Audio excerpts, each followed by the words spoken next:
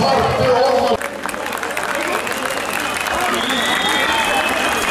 Yansın, yansın ocağımız, kızsın sacımız, üç hilal aldat dinsin acımız.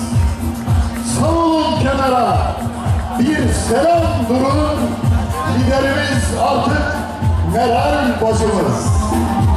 Liderimiz artık Meral bacımız.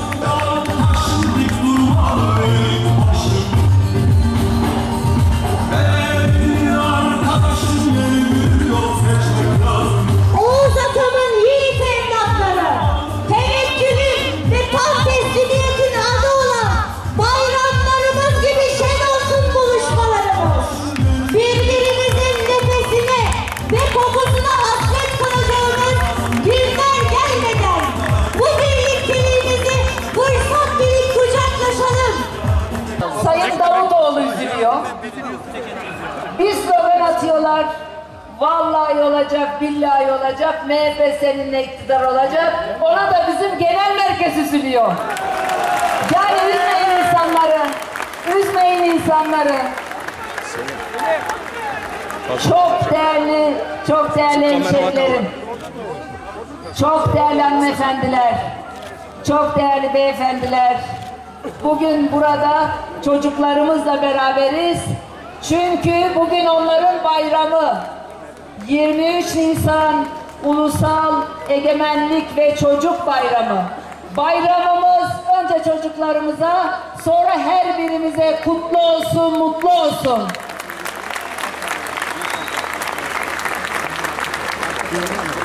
Biliyorsunuz her bayram, milli bayram, Cumhuriyet Bayramı veya 23 Nisan Çocuk Bayramı, 19 Mayıs Gençlik Bayramı, bunların hepsini bugünkü iktidar bir bahane buluyor. Ya başları ağrıyor, ya hastalanıyorlar, ya seyahatleri tutuyor. Mutlaka bir şey oluyor ve bu bayramlar iptal oluyor. Allah'ın izniyle MHP iktidar olacak. Bizim iktidarımızda her milli bayram hak ettiği özenle, hak ettiği saygıyla ve hürmetle kutlanacak. 23 Nisan Ulusal Egemenlik ve Çocuk Bayramı niye demiş Büyük Atatürk? Çünkü bir ülkenin geleceği çocukları ve gençleridir. Bir ülkenin bağımsızlığını, bir devletin devamlılığını, ebed müddet olmasını, bir milletin kardeşlik hukukunu ve bütünlüğünü büyükler başlatır, çocuklar ve gençler sürdürür. Onun için Büyük Atam demiş ki 23 Nisan Ulusal Egemenlik ve Çocuk Bayramı. Egemenliğin teminatı çocuklarımızdır. 19 Mayıs'ta gençlerimize, çocuklar büyür, genç olur, onlara yani çocuklarımıza ve gençlerimize iki önemli bayram emanet edilmiştir. O nedir? Birisi egemenliğimiz, diğeri bağımsızlığımızdır. Allah'a bin şükür, Türk milletinin güzide evlatları olan çocuklarımız ve gençlerimiz Atatürk'ün bu emanetine canları pahasına sahip çıktılar, sahip çıkmaya devam edeceklerdir. Bundan hiç kimsenin kuşkusu olmasın. Sonra zaten Milliyetçi Hareket Partisi'nin iktidarıyla ilgili Cenab-ı Hak hepimize büyük sevaplar inşallah nasip edecek diye düşünüyorum.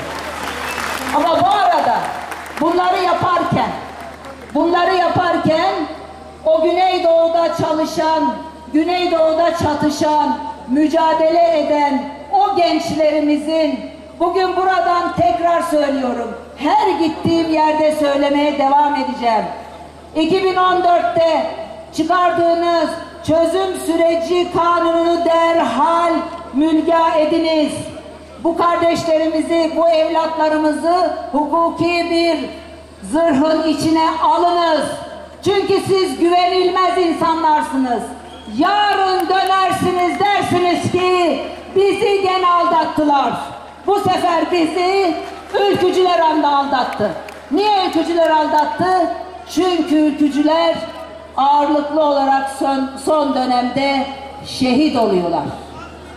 O nedenle yarın Güneydoğu'daki çatışan, mücadele eden o çocuklarımızı suçlu hale düşürmekten geri durmayacağınızı biz biliyoruz. Onun için bu kanunu derhal çıkarınız. Eğer terör mücadelesi yapacaksanız bunu çıkaracaksınız. Çıkarmadığınız takdirde nefesimiz ensemizde olacak.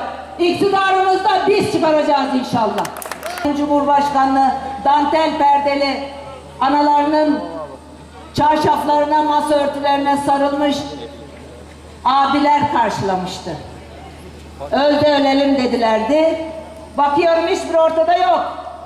Ama niyedir diye sorduğumda hepsi ballı maaş peşinde. Hepsi iş peşinde, güç peşinde, ihale peşinde. Bizim genel merkezimiz de bize diyor ki bunlar da amma koltuk meraklısıymış. Biz bir misyon partisiyiz, ideoloji partisiyiz. Bizden gelip iş güç istemeyin deniliyor. Ben de tersini söylüyorum. Evet, biz koltuk meraklısıyız.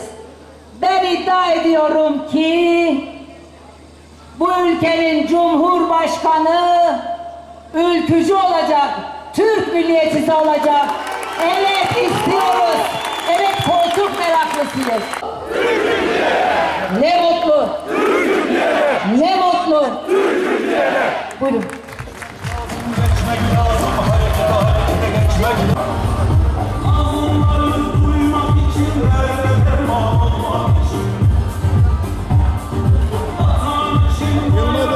Geliyor.